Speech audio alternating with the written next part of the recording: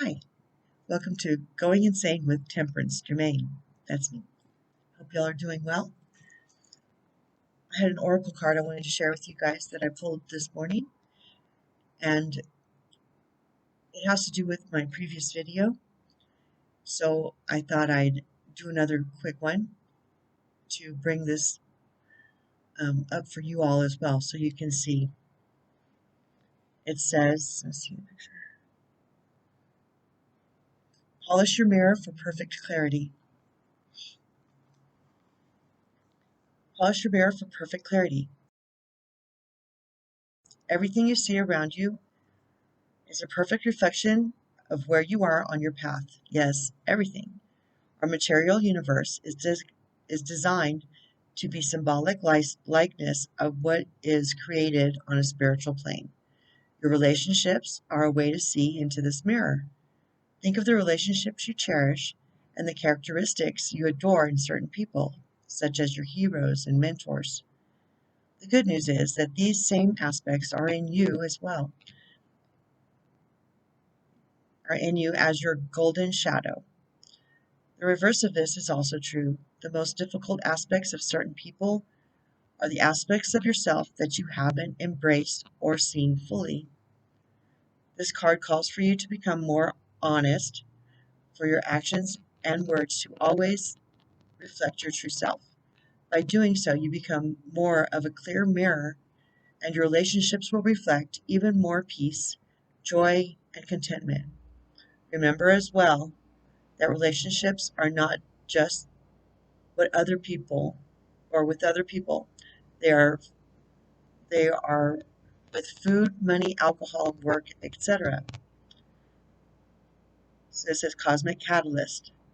In what ways am I pleased with what my mirror is reflecting in my life?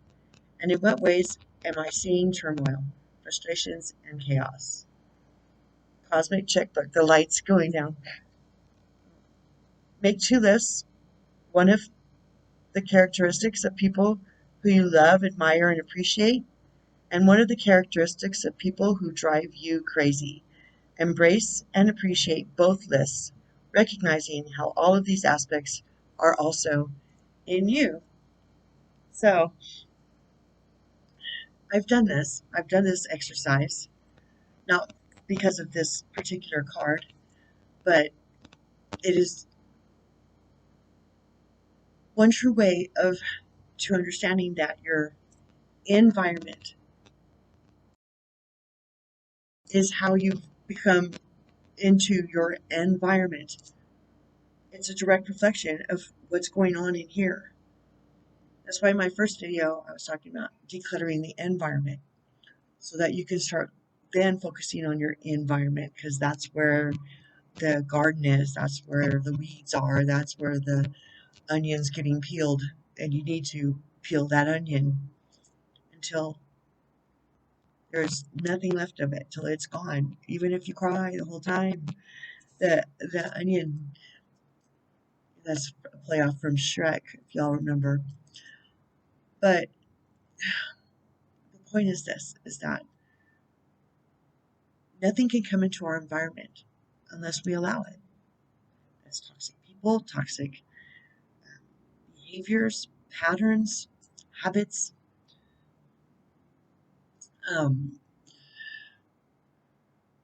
so, how do we deal with that? Okay, so what I did was when I realized that anything that triggered me was meant to heal me, then I could figure out that I can point a finger at somebody else and say, you made me feel that way. You made me react that way. It's your fault. It's never their fault. It's always here. It's always here. There's never a reason. Because people can't make you act anyway. You choose to react in a way that makes you feel better in the moment, or habitually that's what you've always done, going round and round the same mountain. And in one of my most prominent toxic relationships I've ever had in my entire life, where I realized we were going around the same mountain, just enabling each other and codependent on each other to stay in our bad behavior patterns and hurting each other and the children in the house, which were my children. And I had to take responsibility for that because I'm the mom. I'm the adult. That was up for question at the time, for sure. At any rate, I realized that if I changed one reaction to this person's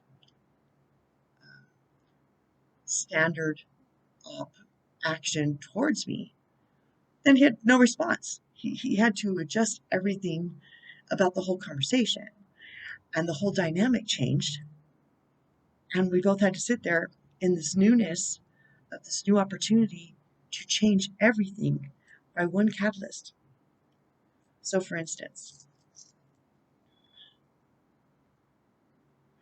I can't think of an instance because this is a very long time ago. So let me think. Okay,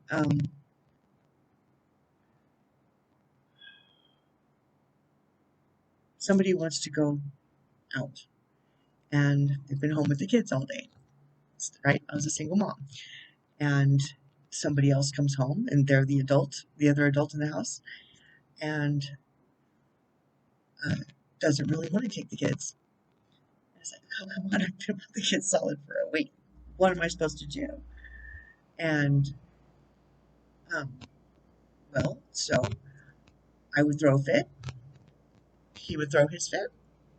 And then through pretty soon he's throwing $40 and I go away for a day or two. Because then it's just boil point and explosion and, you know, toxicity everywhere. It's a nuclear meltdown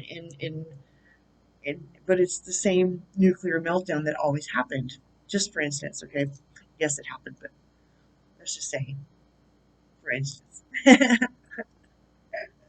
So okay, so when he came home and he said, um,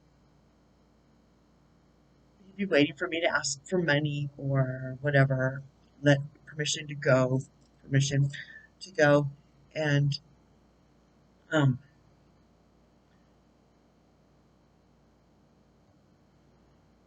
so I would just say, well, okay, that's fine. But for tomorrow, I'd like for you to make plans, if that's okay. You know, let's just make plans for tomorrow, and I'll put it off and just change everything. And then, of course, with narcissists, that's a dangerous thing because then they just, but dealing with narcissists is a whole other thing. We're talking about us changing our reaction to the situation. That's just a habit of around and around the same mountain, and expecting a different result. That's not going to come. So if you can change your reaction,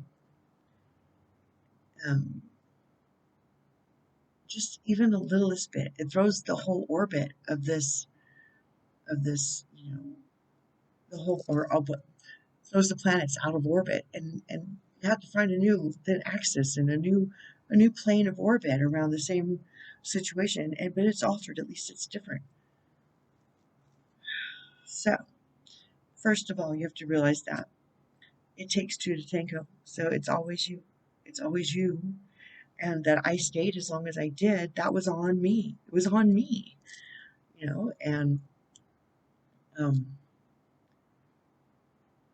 I didn't stay forever. I got out as soon as I was strong enough, as soon as I could figure out enough of these steps that I'm trying to share with you. Hopefully, I'm staying on track. Um, but so triggers. So we all have triggers, and people who we deal with on a day-to-day or consistent basis know what our triggers are, and they want to, affect the journey because we're going around the mountain because they like the mountain. A lot of people like the mountain. They like the mountain. It's comfortable, cozy drama, and mayhem. Controlled mayhem around. To me, it was just boring and, you know, anticlimactic, which is really not who I am. So anyway, okay. When I figured out that when people triggered me, it was a reflection of something going on inside of me.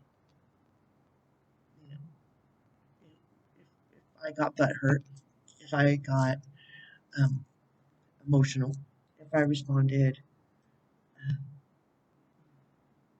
aggressively, violently even. I've been violent. I didn't like being that way. So I worked really hard at um, not being angry anymore. See, it's like I didn't want to be violent, so I had to not be angry because it was me. It wasn't the people who I was violent towards, even though they deserved it. It doesn't matter because it was not just because they deserved it. It was my trap.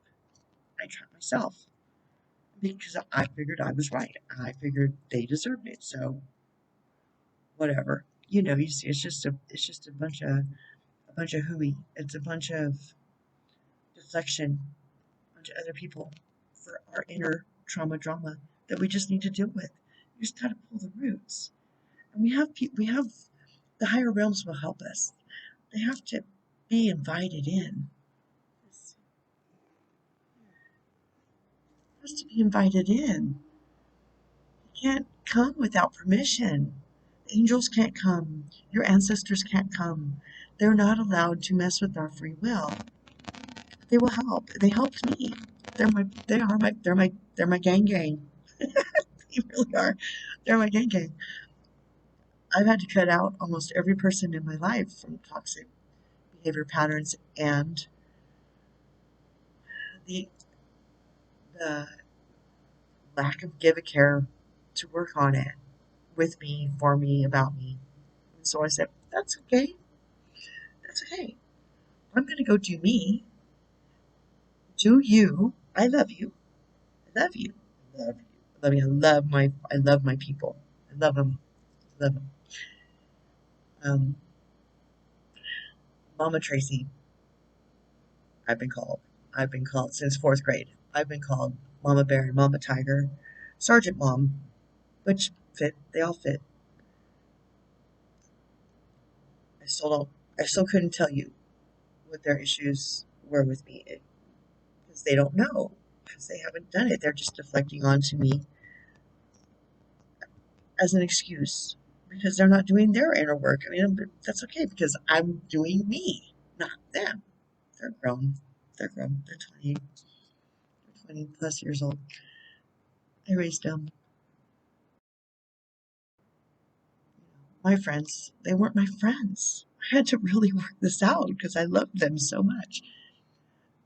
But in the long run, it wasn't about them. It's about me figuring out what triggers me and inviting people who have like minded tendencies, like hearted tendencies and desires into my life, which I've done because I've cut out the toxicity of the people who were all about the trigger and the mountain and around and around and being right instead of being, proactive. So that's okay. It's okay. It's good. It's a good thing because if I'm not walking as an example and if I'm not chasing after my mental, emotional health, physical health, then I'm doing the wrong thing by being sad or butthurt or crying because they don't want to love me the way I showed them how. I showed them. I let them walk on me. I let them make me feel bad. I let them undermine me. And so I showed them that that's okay. I showed them that's okay because I didn't have self-love boundaries, which we'll do in the next video. Okay, thanks for coming in. I hope this helped. I hope this helped. Take care.